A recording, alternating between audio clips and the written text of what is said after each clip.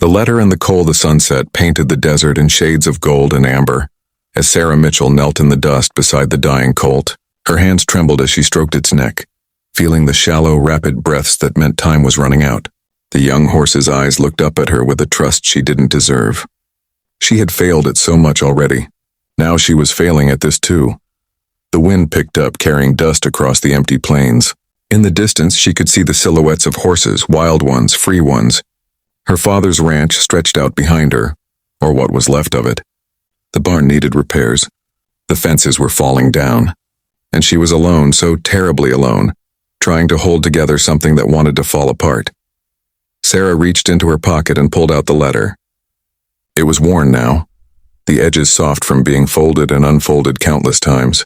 Her father's handwriting covered the page, his last words to her before the fever took him 3 months ago.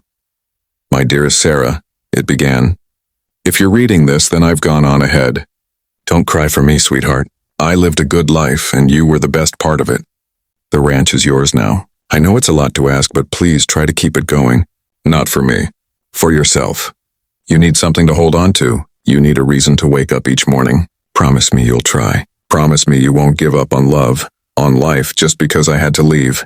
Your loving father, Thomas." The Colt made a soft sound, pulling her back to the present. Sarah wiped her eyes with the back of her hand, leaving a streak of dust across her cheek. She didn't know what to do. The veterinarian was 2 hours away, and she couldn't afford his fees anyway. Everything her father had left was tied up in this failing ranch. "You need help with that horse?" The voice startled her.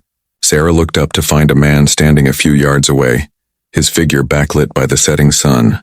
He was tall and lean, dressed in worn denim and a faded brown shirt. A cowboy hat shaded his face, but she could see the concern in his eyes. Sarah started, then stopped. Pride wanted her to say no. Pride wanted her to handle this alone, the way she'd been handling everything since her father died. But the Colt was dying, and pride wouldn't save it. "Yes," she said quietly. "Yes, I need help." The man moved forward with a calm, steady grace. He knelt beside the Colt, his hands gentle as he examined it. Sarah noticed his hands, weathered and strong, the hands of someone who'd worked with animals his whole life. "Name's Daniel Morgan," he said without looking up. "I've been working at the Patterson spread about 10 miles north. Saw your situation from the ridge and thought I'd ride over." "Sarah Mitchell," she replied. "This is my father's ranch."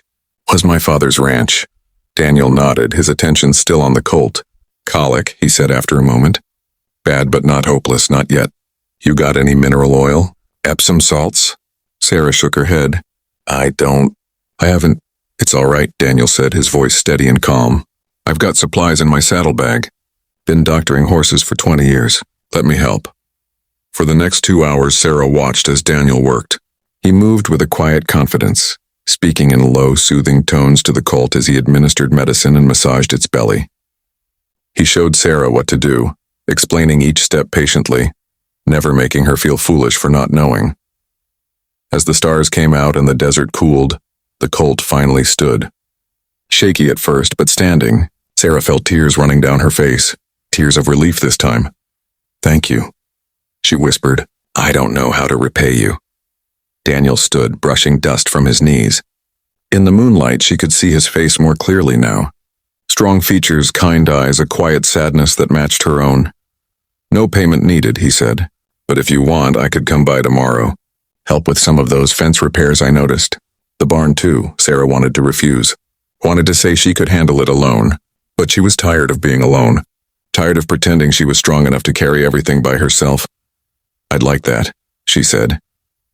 Daniel tipped his hat and walked to his horse, mounting in one smooth motion. "See you at sunrise, Miss Mitchell." He kept his word. The next morning, as the first light touched the desert, Daniel was there. And the morning after that. And the one after that. At first they worked in comfortable silence. Daniel repaired fences while Sarah tended the animals. He fixed the barn roof while she mended tack. But slowly, as the days passed, they began to talk. Small things at first. The weather, the horses, the work that needed doing. Then, one evening, as they sat on the porch watching the sunset, Sarah told him about her father. About the letter in her pocket. About how she'd felt so lost and hollow since he'd died, like a part of her had been buried with him. Daniel listened without interrupting. When she finished, he was quiet for a long moment. "I lost my wife 5 years ago," he finally said. "Pneumonia took her. We never had children, and after she passed, I didn't see much point in staying at our place. Sold it and started drifting from ranch to ranch, working where I was needed. Thought if I kept moving, the grief wouldn't catch up with me." "Did it work?" Sarah asked. Daniel shook his head slowly.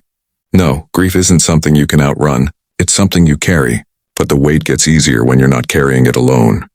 Sarah looked at him, really looked at him, and saw someone who understood. Someone who knew what it was like to lose everything and have to find a reason to keep going. The weeks turned into months. The ranch slowly came back to life under their combined efforts. The fences stood straight and strong. The barn no longer leaked. The horses grew healthy and sleek, and somewhere along the way Sarah realized she was smiling again, laughing at Daniel's dry humor, looking forward to the mornings because he would be there. The hollow place in her chest had started to fill with something warm and alive. One evening, as they stood together watching the Colt, now fully grown and magnificent, run with the other horses, Daniel took her hand. "Your father was right," he said quietly. "You needed something to hold on to. But Sarah, you gave me something to hold on to, too. You gave me a reason to stop drifting." Sarah squeezed his hand, feeling tears on her cheeks again. But these were different from all the tears she'd cried before. These were tears of gratitude, of hope. "Stay," she said. "Not just for the work. Not just to help. Stay because this is home. Because you belong here." Daniel turned to face her, and in his eyes she saw everything she'd been afraid to hope for. Love, partnership, a future. "I'd like that," he said, echoing the words she'd spoken that first night. "I'd like that very much." The desert wind blew warm around them as they stood together, two broken people who'd found a way to be whole. The Colt whinnied in the distance, alive and strong.